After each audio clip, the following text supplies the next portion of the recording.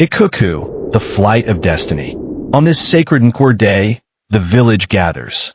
The market hums with voices. The trees whisper secrets to the wind. But above it all, the air stirs with something greater. Can you feel it?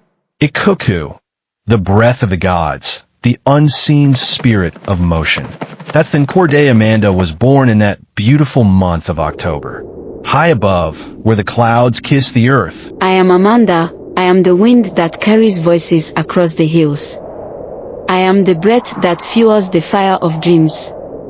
I fly in my dream, now I fly while awake with my ego.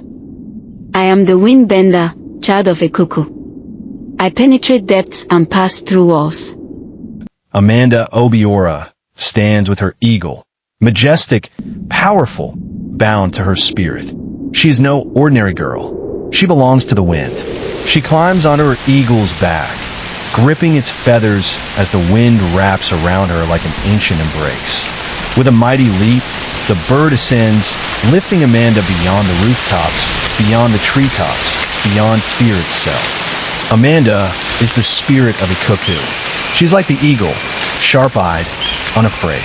Like the hawk, swift and precise. Like the owl, wise beyond her years.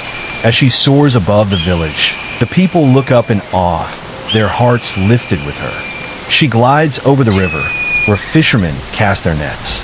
She circles the sacred grove, where elders call upon the ancestors.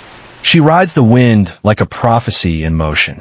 Air is the element of visionaries, of those who dare to think, to speak, to transform the world.